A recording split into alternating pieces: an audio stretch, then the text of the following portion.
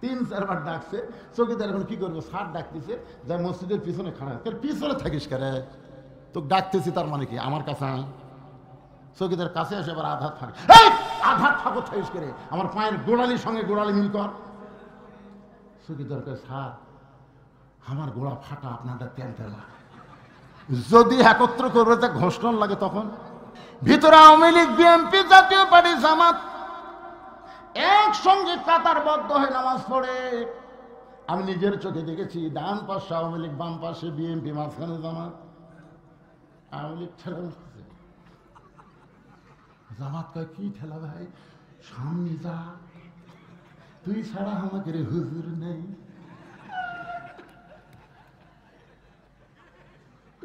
আওয়ামী লীগ বলতে আমি মাঝে মধ্যে ঢুকি রে, পড়া ভার পারি না। বিএনপি কয় আঁকা মধ্যমতি সামনে যা।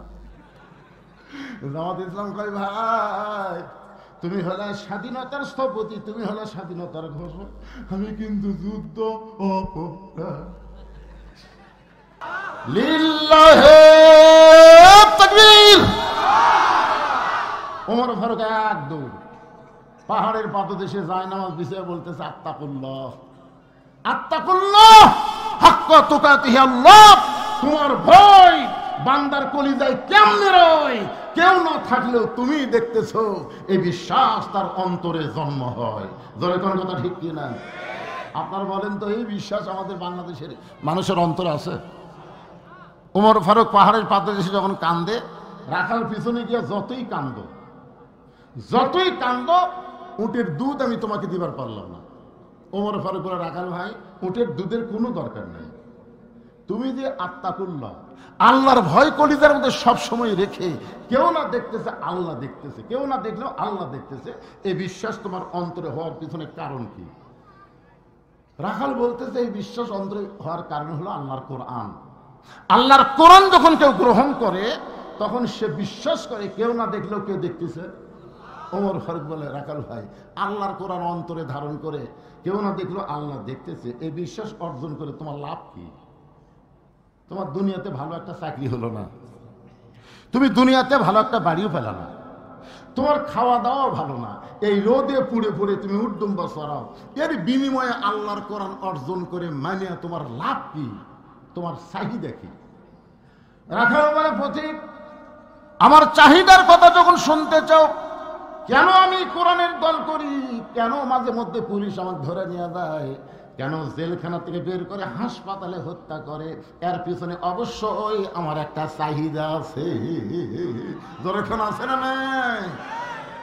15.5 বছর ফ্যাসিস্ট সরকার যখন ক্ষমতায় ছিল, তখনও বদরুল রশিদ কিন্তু হক কথা বলা বাদ দেয়নি, ডাইরেক্ট না পারলেও অ্যাঙ্গেলে মার দিয়েছে। জোরে কোন কথা ঠিক কিনা? এ পর্যন্ত 9 বার আমাকে ধরলো পুলিশ। কেন ধরলো? আমার চাহিদা কি? 13 বছর কেন সাইদে হুজুরকে জেলখানায় বন্দি রাখলো, জেলখানা থেকে টেনে বের করে হাসপাতাল নিয়ে তাকে হত্যা করলো, এরপরও আল্লাহর বান্দা কিন্তু হক বলা ছাড়েনি। আপনারা বলেন তো, এর প্রতি হুজুরের চাহিদা আছে না নাই? ওমর ফারুক বলে, রাখাল রোদে পুড়ে পুড়ে উর্দুম্বা সরাও, হ্যাঁ তোমার ভালো বাড়ি নাই, ভালো খাবার নাই, এরপরেও তুমি আল্লাহর কোরআন আমল করে আত্তাকুল্লাহ ডিগ্রি অর্জন করলে, এর বিনিময়ে তোমার চাহিদা কি? সঙ্গে সঙ্গে রাখাল কোরআন থেকে তেলাওয়াত করতেছে, রব্বানা, পড়েন সকলে পড়েন, রব্বানা আতিনা ফিদ দুনিয়া হাসানাতাও ওয়া ফিল আখিরাতি হাসানা ওয়া কিনা আযাবান্নার। ওমর ফারুক বলে, রাখাল আমি তোমার চাহিদার কথা শুনতে চাইলাম, আর তুমি কোরআনের আয়াত শোনায় দিলে, কারণ? রাখাল বলে, তুমি আসলেই মূর্খ, তুমি আসলেই মূর্খ। কাক বলতেছে? আল্লাহ রাসূল বলে, আমার পরে কেউ যদি নবী হতো, লাউ কানা উমর, আর সে উমরকে রাখাল কতবার মূর্খ বলতেছে, দেখছেন? তুমি আসলেই মূর্খ। আরে পাগলা, এই আয়াতের মধ্যে আমার 2টা চাহিদা আছে। 1 নম্বর চাহিদা হলো আতিনা ফিদ দুনিয়া হাসানা, দুনিয়ার সৌন্দর্য, মহামানব হযরত উমরকে আমি এক নজর দেখতে চাই। যে ওমর আল্লাহর কোরআন দিয়ে রাষ্ট্র চালানোর কারণে আমার মতন রাখাল আত্তাকুল্লাহ ডিগ্রি অর্জন করছে, সেই হযরত উমরকে যদি খালি একটাবার দেখতে পাইতাম, আমার দুনিয়ার চাহিদা আল্লাহ পুরা করতো। খালি হযরত উমরকে খালি একবার দেখ, মরে আমার 2 নম্বর চাহিদা হলো আমি রাখাল যখন মরে যাব আল্লাহর কোরআন অনুযায়ী আত্তাকুল্লাহ ডিগ্রি অর্জন করার কারণে অধম রাখালকে আল্লাহ যেন জান্নাত দেয়। সঙ্গে সঙ্গে হতমর দৌড়ে এসে রাখালে হাতের খপ করে ধরছে, ধরে 3 বার চুমা খাস। রাখাল ভাই পাগলা লিখলে আমার ঘামা হাতে তুমি 3 বার চুমা খেলে। উমর ফারুক বলে রাখাল ভাই আল্লাহ তোমার 2 নম্বর চাহিদা পুরো করছে, মরার সঙ্গে সঙ্গে আল্লাহ তোমাকে জান্নাত দিয়ে দিবে। আপনারা সুবহানাল্লাহ করেন কিন্তু রাখাল সুবহানাল্লাহ কয় না। উমর ফারুক বলতেছে কে রে রাখাল, আমি যে বলতেছি মরার সাথে সাথে আল্লাহ তোমাকে জান্নাত দিবে, বিশ্বাস হয় না? দেখো আল্লাহ কোরআনে কি বলেন, ইন্নাল্লাযীনা ক্বালু রাব্বুনাল্লাহু সুম্মা ইসতাকামু তাতানাজ্জালু আলাইহিমুল মালায়েকা আল্লা তাখাফু ওয়া লা তাহজানু ওয়া আবশিরু বিল জান্নাতিল্লাতী কুনতুম তুআদুন। কে রে এই মগাগুলার কি হচ্ছে রে? এই মগাগুলা এরা দাঁড়িয়ে থেকে শুনতেছে আর এই মগাগুলা মাহলের মধ্যে হাঁটতেছে। এই জন্য মাঝে মধ্যে সিট পাটানো হয়ে পড়ে থাকে। গত কয়েকদিন আগে আমাকে এলাকা 2 মগা মোটর সাইকেলে ভুটভুটির সাথে বাজে সিট পাঠান, এর মগা আর হাঁটবো না। আশ্চর্য কথা, শরম লজ্জা থাকলে এরকম হাঁটতে পারবে? যারা দাঁড়িয়ে আছে ঘন্টার পর ঘন্টা এরপর হাঁটতেছে। রাখাল মুসকে মুসকে হাসার বলে পথিক তুমি অত্যন্ত চালাক, মরে গেলে জান্নাত পাবো এই বাকির কথা তুমি বলতেছো, কিন্তু হযরত ওমরকে এক নজর দেখতে পাবো এই নগদ কথা বলতে তোমার কোন জায়গা বাজে? আপনারা বলেন তো জান্নাত পাওয়া এটা কি নগদ না বাকি? কিন্তু বাংলার জমিনে ভালো একটা নেতা ক্ষমতার যাওয়া এটা কথা কয় না। আপনার কোন নেতা আশা করতেছেন? এখানে আল্লাহ কিন্তু ডাইরেক্ট বলেছে দুনিয়া যদি সুন্দর না হয় তার আখিরাত কোনোদিন সুন্দর হবে না। বাংলাদেশকে আগে সুন্দর করলে আপনি মরার পরে সুন্দর জান্নাতে যাবেন। জোরে কোনো কথা ঠিক না? আপনার কি মনে করতেছেন আল্লাহ করে দিবি? আল্লাহ তাহলে আল্লাহ যদি করে দেয় নবী আবু জেহেলের কাছে 400 বার গেল কেন? আল্লাহ যদি করে দেয় নবী তাইফের ময়দানে রক্তাক্ত হলো কেন? আল্লাহ যদি করে দেয় উহুদের ময়দানে নবীর দান শহীদ হলো কেন? নবীর চাইতে আপনি বড় হচ্ছেন নাকি? তেলতেলা শরীর নিয়ে আপনি জান্নাতে যাবেন? তেলতেলা শরীর খালি তেল মকে আর তেলতেলা করে, একটা পিটন খাওয়ার দাগ নেই, একটা পাথর খাওয়ার দাগ নেই। কি সারাদিন লব উল্টা ঘরে আর কয় আমার কোনো টেনশন নাই, আমি সারাদিন ঘুরি, সারা রাত ঘুম পারি, পুলিশ কোনোদিন আমার খোঁজে না, পুলিশ ওই বদরুশিদের বাড়ি যায়। রে তুই তলে তলে কার দল করিস? পুলিশ জানে না? শয়তানের দলকে পুলিশ কোনোদিন খুঁজবে না, আল্লাহর দলকে 15.5 বছর খুঁজিছে। তোর কথা বল না কেন? একটু মনোযোগ দিয়ে শুনতে হবে। রাখাল বলে পথিক মরে গেলে জান্নাত পাবো এই কথা তুমি সহজেই বলতেছো, কিন্তু হযরত ওমরকে এক নজর দেখতে পাবো এই নগদ কথা বলতে তোমার কোন জায়গায় বাজে? ওমরের চোখ দিয়ে দর দর করে পানি পড়তেছে। দর দর করে পানি পড়ার কারণ হলো যে রাখাল ওমরকে তওবা পড়াছে। জোরে কোন কি পড়াছে? যে রাখাল মুনাফিক কছে, যে রাখাল ভণ্ড কছে। এখন যদি বলি আমি ওমর, যে ওমর রাস্তা দিলে শয়তান কয়দিন পায় না? যদি বলে রাখাল ভাই তুই যে ওমর দেখতে পাচ্ছিস সেটা আমি রে, এ বলাও সারা, হাট ফেল করে মরাও সারা। যদি বলে আমি ওমর, রাখাল কি দেখবি? কারণ 3টা অকাম করছে। তোর কোন কয়টা? তওবা পড়াছে, মুনাফিক কছে, ভণ্ড কছে। ওমর ফারুক চিন্তায় পড়ে গেলেন আমি তো ওমর, এইটা রাখালকে কেমনে বলবো? এমন সময় কোরআন বলতেছে উদউ ইলা সাবিলি রাব্বিকা বিল হিকমাহ। ওমর ফারুক বলেন রাখাল সত্যি যদি ওমরকে দেখতে চাও তাহলে তোমাকে ফজরের নামাজ সামনে কাতারে আদায় করা লাগবে। ফজর যদি সামনে কাতারে আদায় করতে পারো, মেহরাবের মধ্যে যে মানুষটাকে দেখবা ইমামতি করতেছে ওই মানুষটি হলেন হযরত ওমর। তাহলে ভালো নেতা খালি সমাজের নেতাগিরি করলে হবে না, মাঝে মধ্যে মসজিদে ইমামতি করার যোগ্যতা অর্জন করা লাগবে। জোরে কোন কথা ঠিক না? আগামী ইলেকশনে আপনার তো মহাদেবপুরে হিন্দুকে এমপি বানান, জোরে কোন কথা ঠিক না? আপনার শালা ইমামও বোঝেন না, নেতাও বোঝেন না। কি যে হয় না দেওয়া হয়,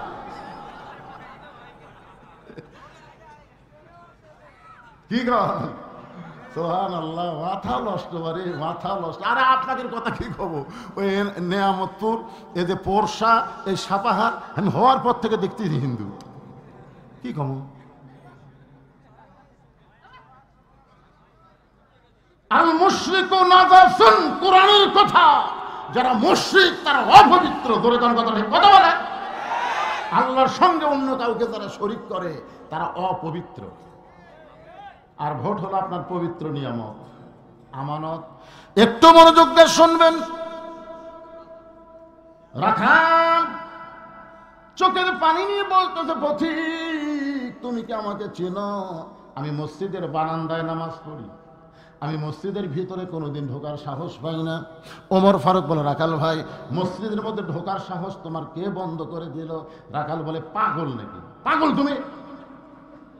মসজিদের মধ্যে নবীর দামি দামি সাহাবী নামাজ পড়ে, আর সে জায়গায় আমি রাখাল ঢুকতে পারি? আসলে ভিতরের খবর জানি না তো। আসলে ভিতরের খবর জানলে কোনোদিন বলবে যে ইসলামের সাথে রাজনীতি সম্পর্ক নেই। গত পরশুদিন এক হাদিস আমাকে বলতে যে, হুজুর আর আপনার ওয়াজ করবেন, রাজনীতির ওয়াজ করেন হুজুর, আপনি বলেন তো ইসলামের রাজনীতি আছে? আমি বললাম, তোর হজ কবুল হয়নি। তখন বলে, কেমনে? আমি বললাম, তুই আল্লাহর কাবা ঘর সামনে নিয়ে একটা তালবিয়া পড়ছিলি, মনে আছে?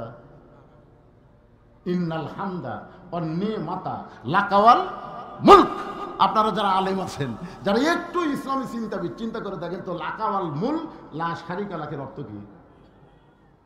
তুমি হাদিসে আল্লাহর ঘর সামনে নিয়ে ওয়াদা দিলে, রাজনীতির ভিতরে, রাজত্বের ভিতরে একমাত্র আল্লাহ ছাড়া অন্য কাউকে আমি স্বীকার করি।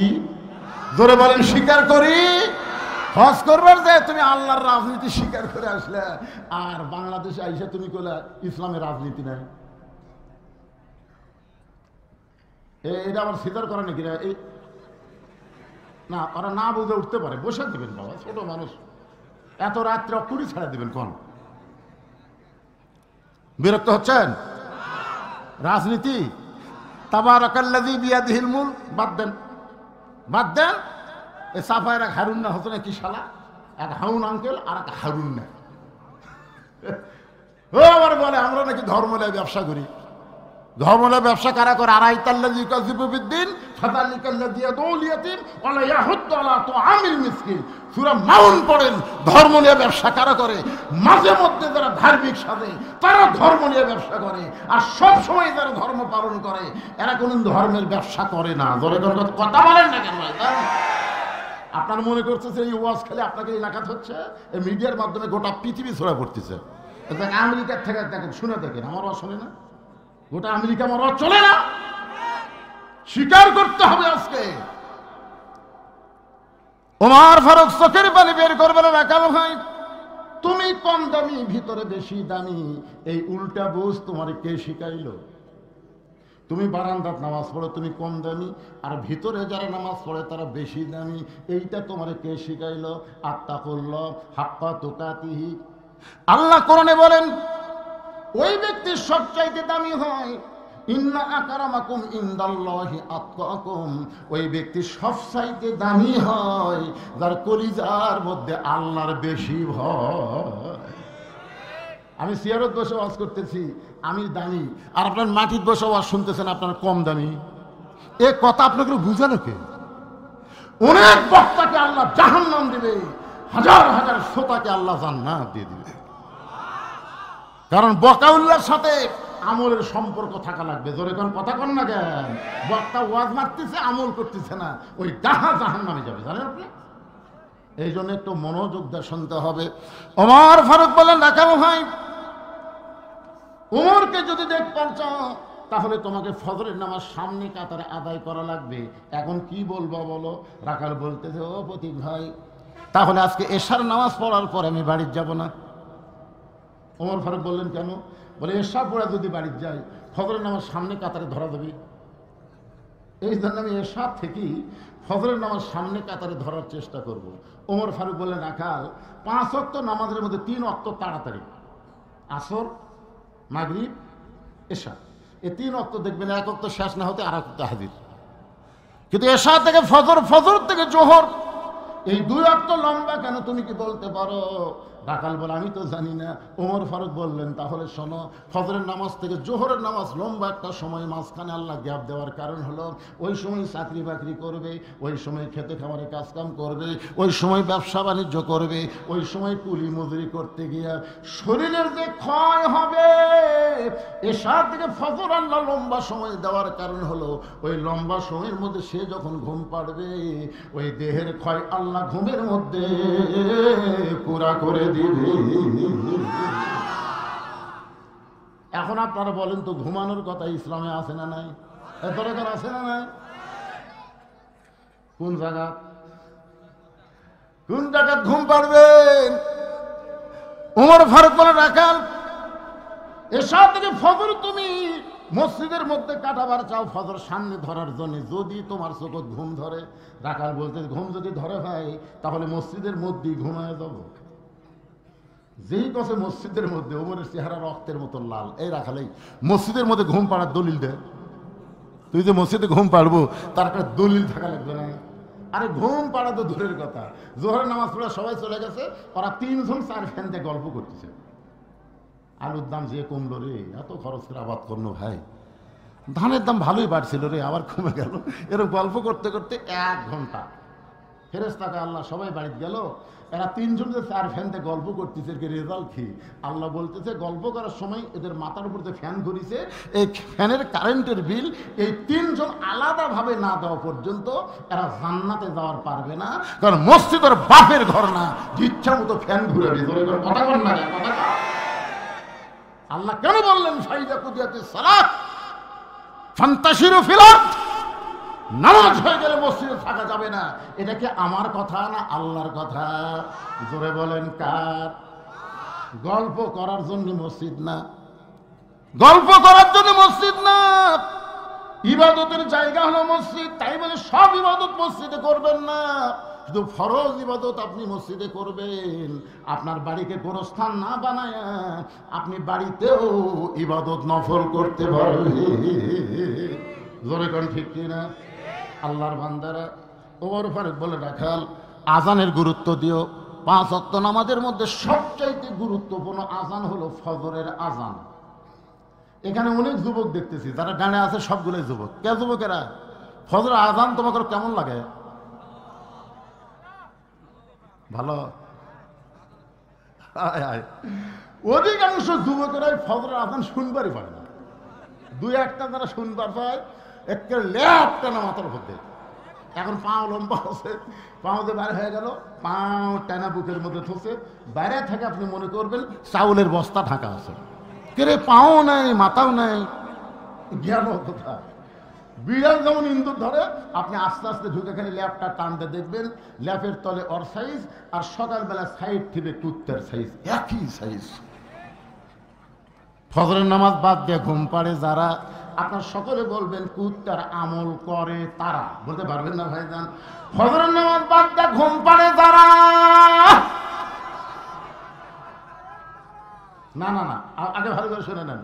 ফজরের নামাজ, ফজরের আজান শুনে ঘুম পাড়ে যারা, কুত্তার আমল করে তারা। কুত্তার আমল, কুত্তার কাজ, কুত্তার কাজ বোঝেন না? ফজরের নামাজ বাদ দিয়ে ঘুম পাড়ে যারা কুত্তার আমল করে তারা, বলতে পারতেছেন না? হায় হায়, আপনার বলেন তো ভাইজান, 5 ওয়াক্ত নামাজের মধ্যে সবচাইতে গুরুত্বপূর্ণ নামাজের নাম কি? এই নামাজ যদি কেউ বাড়িতে পড়ে, কেউ যদি বাড়িতে পড়ে এশার ফজর, এই 2 ওয়াক্ত নামাজ কেউ যদি বাড়িতে পড়ে, আল্লাহর নবী বলেন তার মধ্যে মুনাফিকি চলে আসবে। ওমর ফারুক বলেন, রাখাল ভাই আজানের গুরুত্ব দিও। এতদিন আজান শোনার পরে রাখাল ধীরে ধীরে যায় বারান্দায় নামাজ পড়ছে, কিন্তু আজকে নামাজ পড়বে কোথায়? এতরে বলেন কোথায়? সামনে কাতারে। যেই মাত্র সালাতু শোনেন, আসসালাতু খায়রুম মিনান নাওম, নামাজ অতি উত্তম। কম্বল ফেলে দিলেন, গায়ের উপর, সিনার উপর, বুকের উপর কম্বল ছিল, ফেলে দিলেন। সাইজ আছে, আজান শোনা শেষে ফেলে দিলেন। আস্তে করে তোষকের উপর একটা লাঠি মারলেন। লাঠি মারলে কিন্তু আর আকর্ষণ থাকবে না, ধরে কোন কথা ঠিক কিনা? এরপরে অজু করলেন, ঠান্ডা পানি দিয়ে অজু করে মসজিদ দিকে রওনা দিলেন। ফেরেশতারা বলে, আল্লাহ যেই যুবক আযান শুনে ঘুম পাড়বে, সেই শুভ আযান শোনার সাথে সাথে ঘুম বাদ দিয়ে, ল্যাপ তোষকের মহব্বত বাদ দিয়ে তোমার ঘর মসজিদ দিকে যায়, এই যুবকের রেজাল্ট কি আল্লাহ আমরা জানতে চাই। আল্লাহ বলে, ফেরেশতা, বর্তমানে যদি বদরের যুদ্ধ থাকতো, আমি বলতেছি এই সমস্ত যুবকেরা বদরের যুদ্ধে অংশগ্রহণ করত। তাই যুবকেরা রে ভাই, সরকারি চাকরির যেমন বয়স লাগে, সব বয়সে যেমন সরকারি চাকরি হয় না, নামাজের তেমন একটা বয়স লাগে। যৌবনে যদি তুমি নামাজ না ধরো, বুড়া বয়সে তোমার নামাজ আল্লাহ আর কবুল করবে না। যৌবন বয়সে নামাজ লাগবে পাগল, বুড়া বয়সে স্বামী আল্লাহ করতে, ও বাবা রে মাজা লাগে রে, ও করতেছে ঠিক মতো রুকু সেজদা করবে না। আল্লাহ কয়, বুড়া বয়সে তার রুকু সেজদা করে পারিসনি, না পার, পেনশনের সব পাবো যদি যৌবন থেকে চাকরি করিস। সরকারি চাকরি যদি ঠিক মতো করে, বুড়া বয়সে চাকরি করা লাগে না, বসে থাকা বেতন পায়। কথা কন না কেন ভাই? যৌবনে যারা আল্লাহর 5 ওয়াক্ত নামাজ জামাতে পড়েছে, বুড়া বয়সে যদি ঠিক মতো জামাত পড়বার নাও পারে, ওই সরকারের পেনশনের মতন মরা পর্যন্ত আল্লাহ তাদের সওয়াব দিয়ে দেয়। আর একটা কথা শোনেন, হাসরের ময়দানে আল্লাহ প্রত্যেকটা বান্দা বান্দিকে বলবে যে তোমার শৈশবকালের কোনো হিসাব আমি চাই না, বুড়াকালের কোনো হিসাব দেওয়া লাগবে না, খালি যৌবনের হিসাব দিয়ে জান্নাত যাও। কি বাবা, নামাজ কখন ধরবেন? একটু মনোযোগ দিয়ে শুনবেন, মনে কষ্ট নিয়েন না। হতে পারে আমার জীবনের এটাই শেষ ওয়াজ, হতে পারে আপনার জীবনের শোনা শেষ ওয়াজ। একটু মনোযোগ দিয়ে সামিনা ওয়া তাআনা শুনবো, আমল করার নিয়তে। বিরক্ত হলে চলবে না, একটু মনোযোগ দিয়ে শোনেন। রাখালে এতদিন বারান্দায় নামাজ পড়েছে, আজকে পড়বে সামনে কাতারে। এখন মসজিদের মধ্যে ঢুকতে গেলে নিজের ইচ্ছা মতো ঢোকা চলবে না, ডান পায়ে, ধরে কান কোন পায়ে?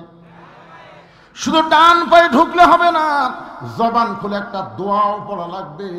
ও যুবকেরা, তোমরা কি দোয়া পড়ো? তাহলে বলো তো দোয়াটা কি? আগে বাড়ানোটা কথা, হ্যাঁ এটা ঢোকা বাজা, আগে বাড়াবো। এরা যে ঢোকে বাড়ানো হতো, বোঝেন না, মানে যাবি শেষে আসবি আগে, এই জন্য আগে বাড়ানোটা কথা, মানে বাড়ানোটা খেয়ে ঢোকে, মানে ওইদিকে থাকবি না। সবাই বলেন আমার সঙ্গে, আল্লাহুম্মা আফতাহলি। মানে কি? মানে জানেন? মানে জানা লাগবে। আল্লাহুম্মা আফতাহলি আবওয়াবা রহমতি, কেমন একটা দরজা দিয়ে আমরা তোমার ঘরের মধ্যে ঢুকতেছি, ঢোকা মাত্র আল্লাহ অবারিত রহমত বর্ষণ করবে। রাখাল মসজিদের মধ্যে ঢুকে সামনে কাতারে যাওয়ার চাই। প্রত্যেকটা সাহাবী নড়ে সরে রাখালকে যাওয়ার রাস্তা করে দেয়। রাখাল খালি সামনে এরকম হাত, এরকম যে হাত করছে, সাহাবীরা নড়ে সরে রাখালকে সামনে যাওয়ার রাস্তা করে দেয়। রাখাল মনে মনে করে, আল্লাহ, বারান্দার থেকে ভাবলাম কি আর ভিতরে ঢুকে দেখলাম কি, এতদিন মনে করেছিলাম ভিতরে দামি দামি, কিন্তু আজকে ঢুকে দেখতেছি আমিও যা এরাও তাই। একবারে 4-5টা মুরব্বী উঠলো কেরে, আমিও যা এরাও তাই। এটা ভিতরে না ঢুকলে বোঝা যাবে না। ভিতরে এসপি সাহেব ঢুকে দেখে একজন মুসল্লি লাগবে, কয়জন?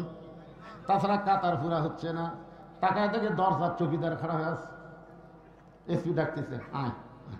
চৌকিদার বলে, না স্যার, আপনি এসপি, আমি চৌকিদার। এসপি কয়, পাগলা, ওটা বাইরের কথা।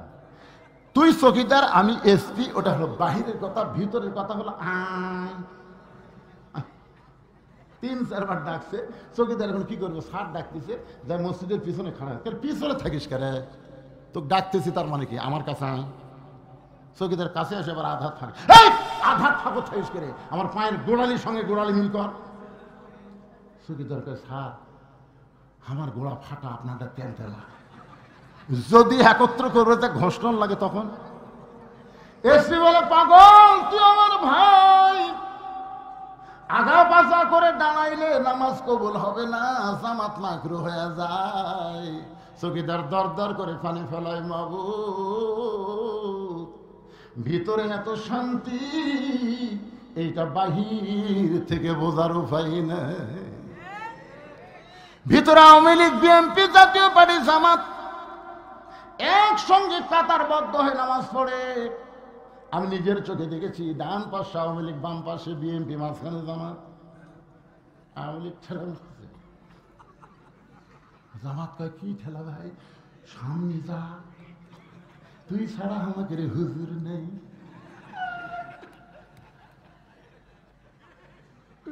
আওয়ামী লীগ বলতে চাই মাঝে মধ্যে ঢুকি রে, পড়া ভার পারি না। বিএনপি কয় আঁকা মধ্যে মধ্যে সামনে যা। জামাত ইসলাম কয় ভাই তুমি হলে স্বাধীনতার স্থপতি, তুমি হলে স্বাধীনতার ঘোষক, আমি কিন্তু যুদ্ধ অপরাধ। ফেরেশতা বলে আল্লাহ কি দেখতেছি, কি দেখতেছি? আল্লাহ বলে সাক্ষী থাক, যেদিন মসজিদের আইন সমাজের মধ্যে চালু হবে সেই দিন আর কোনো দলাদলি থাকবে না, সব মুসলমান এক কাতার হয়ে যাবে।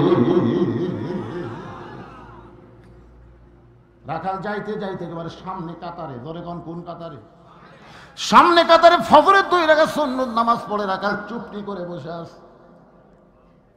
শুধুমাত্র মনের মধ্যে কামনা একটা বার, ধরে বলেন কয়বার? সারা জীবনের সাধনা একটা বার হযরত ওমরকে দেখবে, এই কারণ রাখাল 2 রাকাত সুন্নত পড়ে চুপটি করে বসে আছে। এমন সময় একজন সাহাবী মসজিদের মধ্যে ঢুকে দেখে জায়গা দখল। রে আমার জায়গাটা কে বসে আছে? ওই সাহাবীর নাম হলো ওসমান গনি। জোরে বলেন নাম কি? শুধুমাত্র ইমামের জায়গা ছাড়া কোন জায়গা কারোর জন্য নির্দিষ্ট নাই, কিন্তু আল্লাহর নবী বলেছেন আমি যখন ইমামতি করব আমি বরাবর যিনি পিছনে দাঁড়াবে তার নাম হলো আবু বকর। আমার আবু বকর যখন ইমাম হবে, আবু বকর বরাবর যিনি পিছনে দাঁড়াবে তার নাম হলো উমর। উমর যখন ইমাম হবে, উমর বরাবর পিছনে যিনি দাঁড়াবে তার নাম হলো ওসমান। ওসমান যখন ইমাম হবে, ওসমান বরাবর পিছনে দাঁড়াবে তার নাম হলো আলী। আমার আলী যখন ইমাম হবে, আলী বরাবর পিছনে।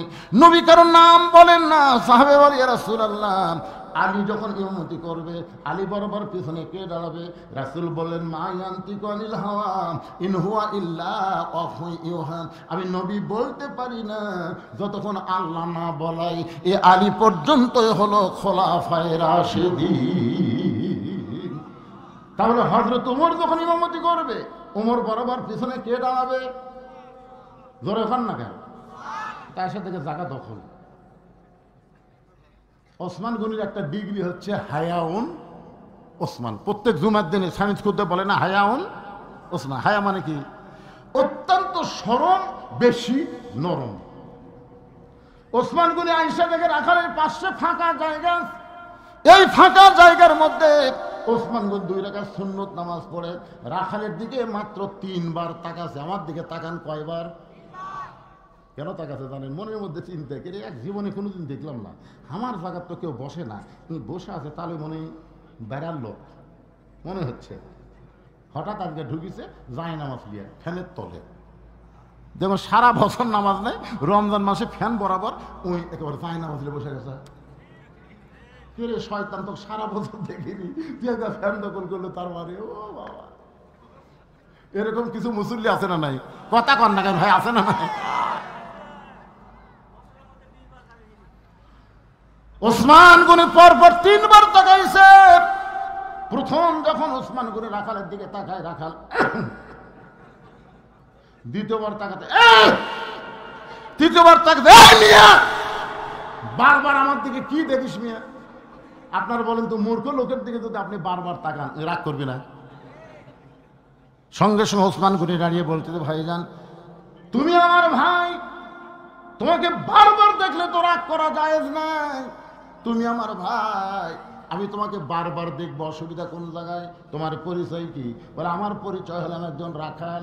যেই বলছে রাখাল, ওসমান গনি মুচকি মুচকি হাসতেছে, কারণ রাখাল যারা হবে তাদের ভাষা নরম করলে হবে না, রাখালের ভাষা সবসময় গরম থাকা লাগবে। আপনি যদি গরু চড়াবার যান, ছাগল চড়াবার যান, আপনার গরু যদি কারো আবাদের দিকে যায়, আপনি যদি বলেন বাবা গরু, বাবা গরু ওদিকে যাস না, বাবা আবাদ আছে বাবা, এরকম বাবা বাবা করে গরু কথা শুনবে? এই গরু, এক ধাপ যদি সামনে যাস, গরু কিন্তু মানুষের চাইতে ভালো শোনে। আল্লাহ নবী বলেছেন প্রত্যেকটা অভিভাবককে আল্লাহ রাখালের দায়িত্ব দিয়ে দুনিয়াতে প্রেরণ করেছে। প্রত্যেকটা অভিভাবককে আল্লাহ রাখালের দায়িত্ব দিয়ে প্রেরণ করেছে। এখন হয়তো আপনারা বলবেন, হুজুর আমার তো গরু ছাগল নাই, আমি কিসের রাখালি করব? আপনি চোখ বন্ধ করে দেখেন, আছে। চোখ বন্ধ করে দেখেন, আছে। 42 বছর একটা গাভী আছে, গাভীর বয়স হলো 42 বছর। ধরে কোন কয় বছর? 42 বছর একটা গাভী আছে। 22 বছরের কাঁড়িয়া গরু মানে ছেলে আছে, আর 16 বছরের একটা বকনা আছে। কি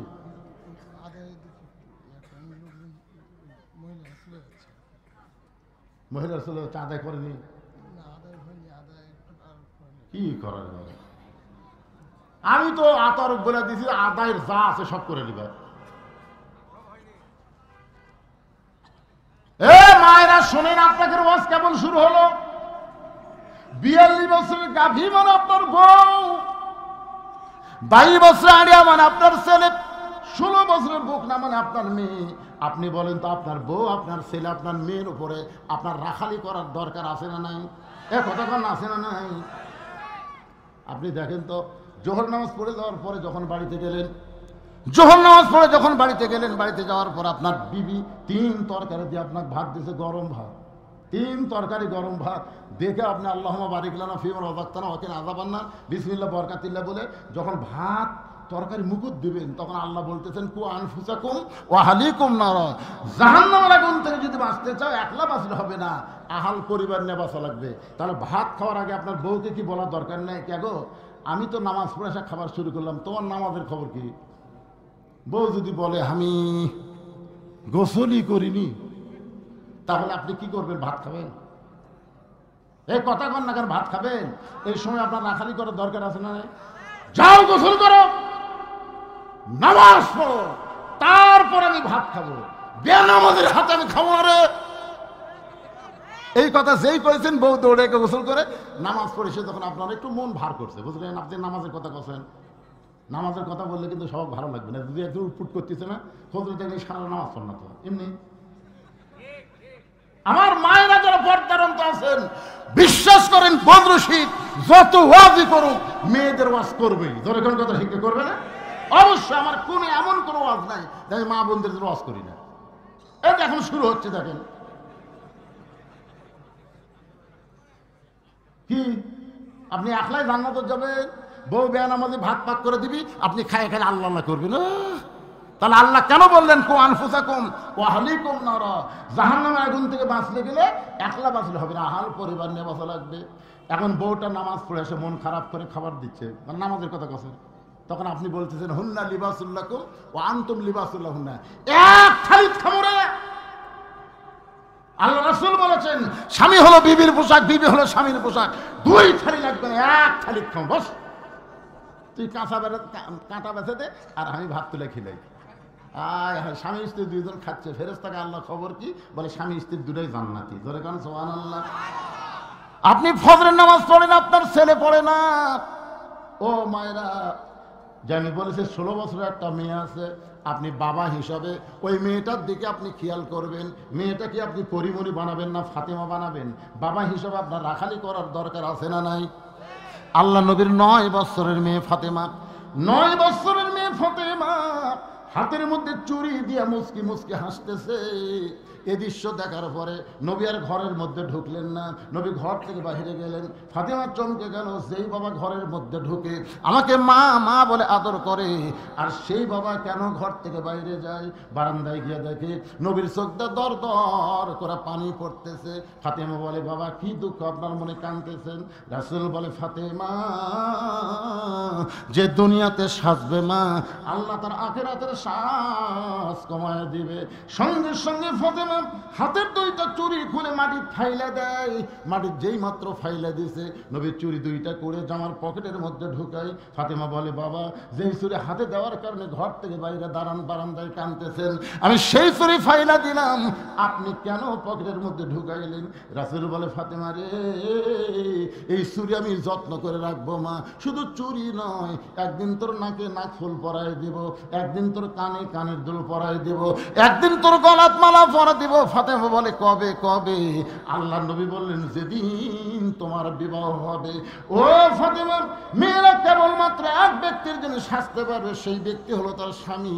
স্বামী ছাড়া অন্য কারোর জন্য চুড়ি পরা যায়, নাকের ফুল দেওয়া যায়, কানের দুল দেওয়া যায়, গলায় মালা পরা জায়েজ নাই।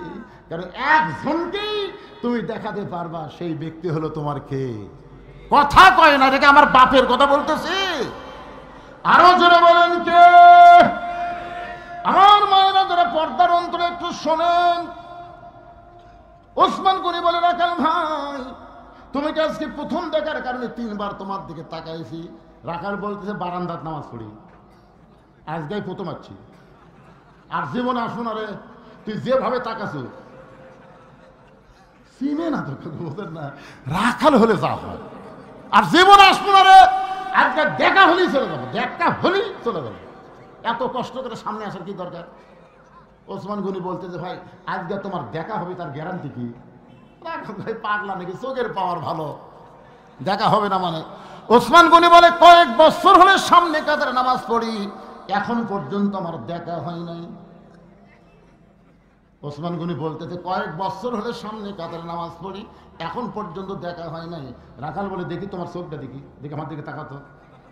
ওসমান গনি তাকাইলে, মনি তো ভালোই আছে, দেখা হয় না কেন? রাখাল দেখতে চাইছে হযরত ওমরকে, আর ওসমান গনি দেখতে চায় নামাজের মালিক আল্লাহকে। রাখাল বলতেছে, ভাইজান কোনো টেনশন নাই, তুমি আমার হাত ধরো। ওসমান গনিকে রাখাল বলতেছে, তুমি আমার হাত ধরো, আমি নিজেও দেখবো এবং তোমাকেও দেখায় দিব। ইয়া আইয়ুহাল্লাযীনা আমানুত্তাকুল্লাহা ওয়া কুনু মা'আস সাদিকিন। ওসমান গনি রাখালের হাত ধরছে, সুবহানাল্লাহ। কিছুক্ষণ পরে নামাজের সময়, যেই মাত্র জামাতের সময় হয়েছে, মুয়াজ্জিন আকামত দেওয়া শুরু করলো। এমন সময় হযরত ওমর মেহরাবের মধ্যে ঢুকতেছে। ওসমান গনি রাখালের কি ধরা আছে? এখান থেকে একটু মনোযোগ দিয়ে শোনেন, কি ধরা আছে? আর যেই মাত্র আকামত শুরু করেছে, আকামত বোঝেন তো, নামাজের আগে মুয়াজ্জিন যেটা দেয় তার নাম কি? যেই মাত্র আকামত শুরু করছে, ওমর ফারুক মেহরাবের মধ্যে ঢুকতেছে। রাখাল খাই লোকদের এরকম করে দেখতেছে, বুঝেন না, জীবনের প্রথম দেখাছে। যেই মাত্র মুয়াজ্জিন কদ কামাতিস সালাত, কদ কামাতিস সালাত, সঙ্গে সঙ্গে রাখাল আল্লাহু আকবার। ওসমান গনি রাখালের হাত ছেড়ে দিয়েছে। কে রে ভাই, ইমাম সাহেব ভুল করলে মানুষ লোকমা দেয়, এখন পর্যন্ত আকামতি শেষ হয় নাই, তুমি আল্লাহু আকবার লোকমা দিলা। রাখাল বলে, এই জন্যই তো তুই কানা, এই জন্য এত বছর হলে সামনে কাতারে নামাজ পড়িস, এখন পর্যন্ত দেখবার পাস না রে পাগল। আমি কি জন্য লোকমা দিলাম তুমি জানো না? দ্বিতীয় কাতার থেকে একজন সাহাবী দৌড়ে এসে রাখালের হাতটা হেঁচকা টান দেয়, মানে পাগল, তুমি যাকে কানা কানা বলে তিরস্কার করতেছ, এই মহামানবকে তুমি চেনো?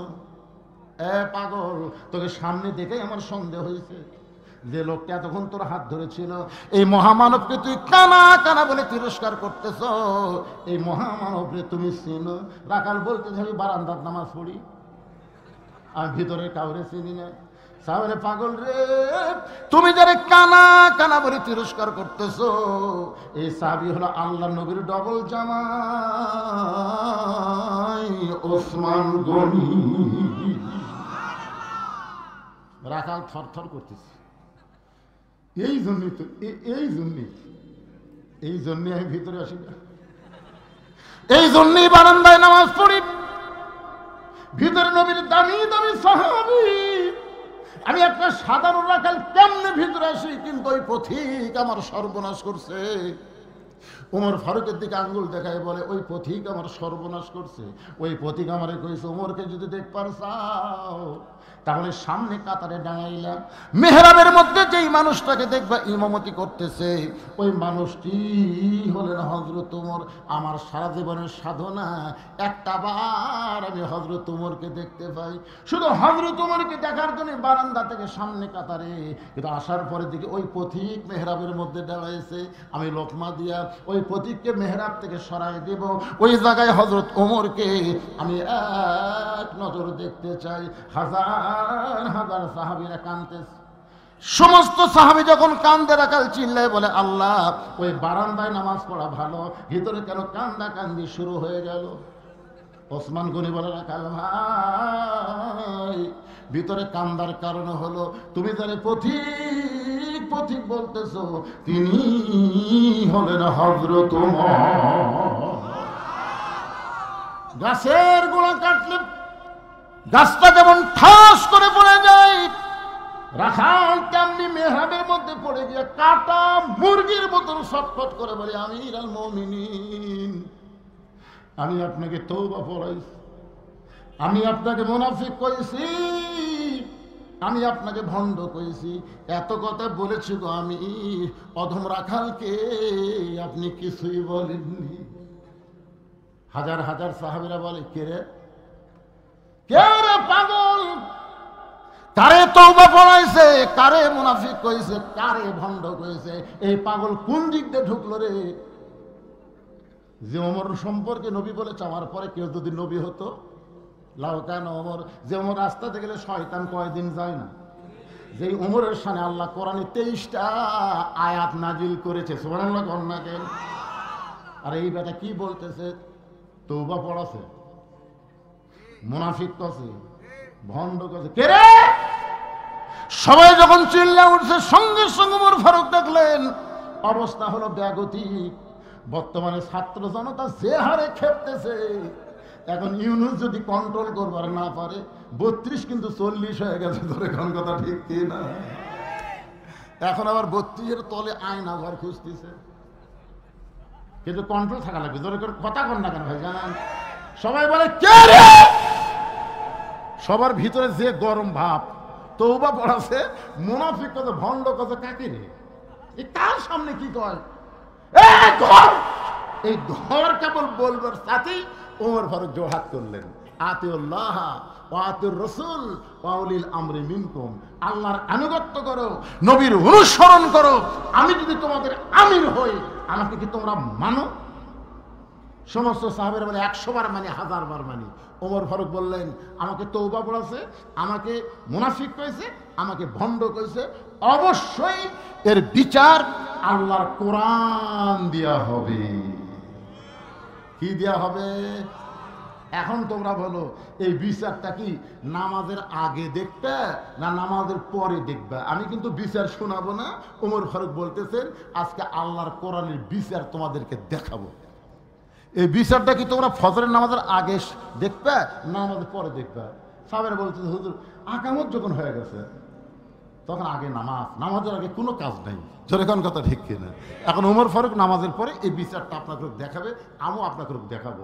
কারা কারা দেখবেন আল্লাহর কোরআন সামনে? 2 হাত তুলে একটু আল্লাহকে দেখান। যারা দেখবেন ভাইজান, তারা এখানে হাত তোলেন। অন্য কেউ যান দেখবার চায় উঠে যান, চলে যান না, তাহলে কিন্তু বিপদ হয়ে যাবে, আপনি মুনাফিক সাথে সাথে হয়ে যাবে। এখনো হাত নামানোর সুযোগ আছে, হাত নামান। এরা দেখবেন না, যারা হাত নামাচ্ছেন তারা দেখবেন। হাত নামান, আলহামদুলিল্লাহ। আচ্ছা, কারা কারা দেখবেন না তারা হাত তোলেন তো। একজন নেই, সবাই দেখবেন। এখন ফজরের 2 রাকাত ফরজ নামাজ পড়াতে ওমর ফারুক যেখানে ইমাম, সেখানে কমপক্ষে 5 মিনিট তো লাগবেই। কি কোন 5 মিনিট লাগবে না? তো নামাজটা হয়ে যাক। আর এই সুযোগ এরা বলতে যে হুজুর এখনো আদায় বাকি আছে, শুধু যারা দিবেন তারা উঠবেন, যারা দিবেন তারা উঠবেন, যারা দিবেন না আপনি 5 মিনিট একটু ধৈর্য নিয়ে বসে থাকবেন। এটা নবীর এতিম ঘর মাদ্রাসার জন্য আদায় করা হচ্ছে, যেরকম ঠিক কিনা? আপনাদের এখানে আমি 100 জন আল্লাহর বান্দা দেখতে চাই, যাদের বাপ মা কবরে গেছে, বাপ মার কবরকে জান্নাত বানানোর জন্য এই নবীর মাদ্রাসা একটা কোরআন পাগলা